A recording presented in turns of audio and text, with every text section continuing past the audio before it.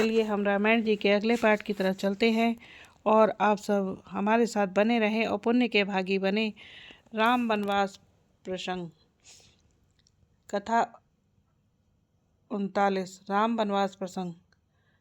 रघुवंश मणि श्री रामचंद्र जी ने जाकर देखा कि राजा अत्यंत ही बुरी हालत में पड़े हैं। गोस्वामी जी कहते हैं कि राम जी ने आज अपने जीवन में पहली बार यह दुख देखा है। इससे पहले कभी उन्होंने दुख सुना भी न था। फिर हृदय में धीरज धरकर अपने मीठे वचनों से माता कैकेयी से पूछा कि हे माता, मुझे पिताजी के दुख का कारण कहो। कैकेयी बोली, इन्होंने मुझे 2 वरदान देने को कहा था। मुझे जो अच्छा लगा वही मैंने मांगा और साफ साफ बोल दिया कि राम, अब तुम्हारा राज तिलक नहीं होगा, तुम्हारी जगह भरत का राज तिलक होगा और तुमको वन में जाना पड़ेगा। ये महाराज की आज्ञा और आदेश है।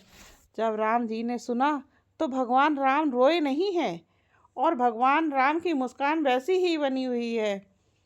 मन मुस्काए भानुकुल भानु, राम सहज आनंद निधानु। सुन जननी सोई सुत बड़ भागी, जो पित मातु बचन अनुरागी।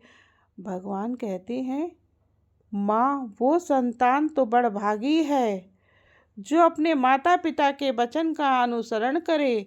आज तो मुझे अपने माता पिता के वचन सत्य करने का सौभाग्य प्राप्त हुआ।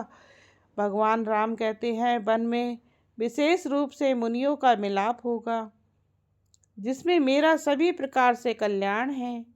उसमें भी फिर पिताजी की आज्ञा और हे जननी, तुम्हारी सम्मति है और प्राण प्रिय भरत राज्य पावेंगे। भगवान कहते हैं कि माँ, यदि ऐसे काम के लिए भी मैं वन को न जाऊं तो मूर्खों के समाज में सबसे पहले मेरी गिनती करनी चाहिए। जो न जाऊं वन ऐसा हुकाजा, प्रथम गनौ मुहि मूढ़ समाजा।